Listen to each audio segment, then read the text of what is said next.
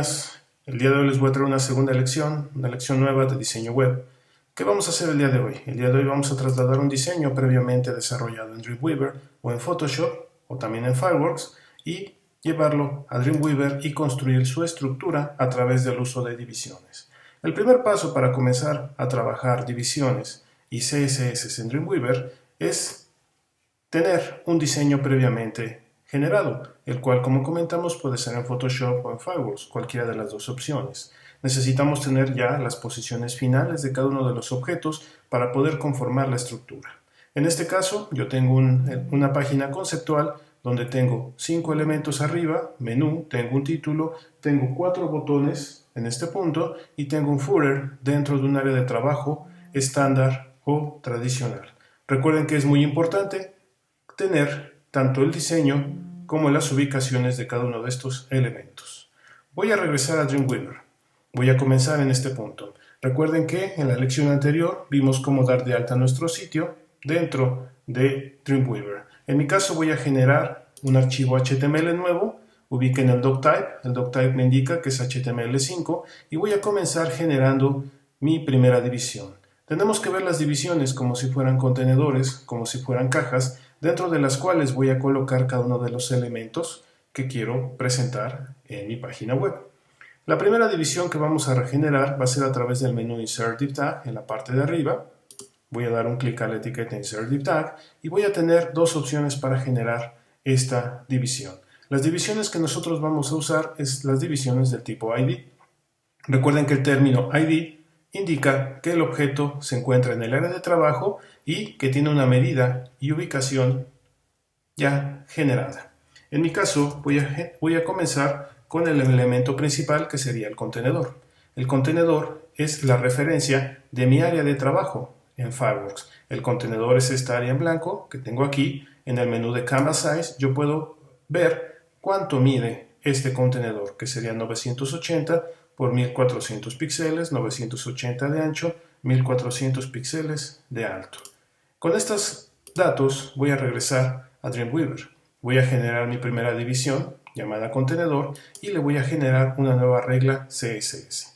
Es recomendable que las divisiones siempre vayan acompañadas de reglas CSS para poder editarlas y customizarlas a la medida requerida. En esta ventana, Dreamweaver me está indicando que va a generar una nueva regla CSS del tipo ID. Una regla CSS de ID significa que va a ser un conjunto de propiedades específicas para una división en particular. La división se llama contenedor y el símbolo o selector o numeral me va a indicar que son instrucciones definidas a este punto. Le voy a dar clic a OK, ahora sí, y me va a aparecer el panel de ayuda de Dreamweaver para generar mi CSS.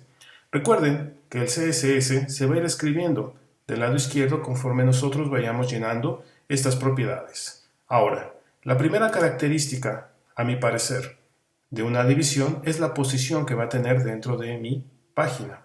Para ser precisos, el contenedor, mi recomendación es que sea relativo. La división relativa tiene la propiedad de que se puede ajustar automáticamente al monitor o a la pantalla que lo está desplegando. Como segunda propiedad voy a marcar en píxeles la medida del contenedor. Recuerden que esta medida es la que nos asigna directamente Fireworks al crear el área de trabajo, donde nosotros le indicamos que en width va a tener 980 y en height va a tener 1400. Regreso a mi Dreamweaver, voy a generar mi posición ancho, alto y la posición relativa. Los márgenes se manejan desde el menú de Box. En la propiedad de Margins voy a desactivar la opción de Same for All y voy a tener que cambiar a automático el margen del lado derecho y a automático el margen del lado izquierdo, con el objetivo de que la división automáticamente se centre en la pantalla. Como último dato voy a ponerle un color, le voy a asignar un color para que yo la pueda visualizar dentro de mi aplicación, de mi página web. Le voy a dar clic a OK. Fíjense cómo el código CSS se va añadiendo a mi archivo HTML y le voy a volver a dar clic a OK para que la división se genere en la parte de abajo. Recuerden que en la etiqueta Head es donde vamos a tener muchas de las ocasiones las reglas CSS y en la etiqueta Body es donde vamos a tener las divisiones. En mi caso voy a borrar el texto que queda dentro de la división y voy a generar mi segundo elemento. Mi segundo elemento es la división header. Esto es a partir del diseño que yo tengo planteado previamente en Fireworks. Para poder hacer mi segunda división dentro de mi contenedor, recuerden que todos los elementos tienen que estar dentro del contenedor, le voy a dar un clic al contenedor. Se tiene que ver rápidamente flotando el cursor. Ya que le di clic, en mi código va a aparecer el cursor, pero dentro de la etiqueta contenedor. Recuerden que todos los elementos que vamos a crear a continuación van dentro del contenedor. Le voy a dar clic a la propiedad Insert Div Tag y voy a generar una segunda división. Esta segunda división también va a ser de ID, considerando que el header tiene una posición y un tamaño definido. Voy a generar una nueva regla CSS, así como lo hice anteriormente. Recuerden, es una regla del tipo ID para un solo elemento. Va con un selector o numeral al principio y el nombre de la división. Le voy a dar clic a OK y voy a comenzar con la posición. Las divisiones que van dentro del contenedor son en su mayoría absolutas. Esto porque cada uno de estos elementos cuenta con una medida y una posición específica. Aquí mi medida es de 980 de ancho, un alto de 150 y X y Y con valores 0. Voy a regresar a mi Dreamweaver, voy a indicar mis valores 980 por 150 píxeles y la ubicación.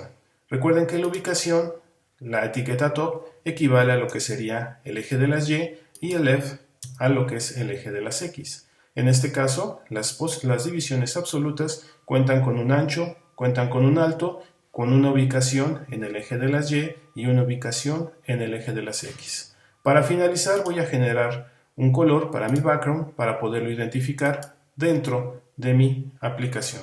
Le voy a dar clic a OK, se genera de nuevo el código y le voy a dar clic a OK. Con esto cerramos esta aplicación y nos veremos más adelante.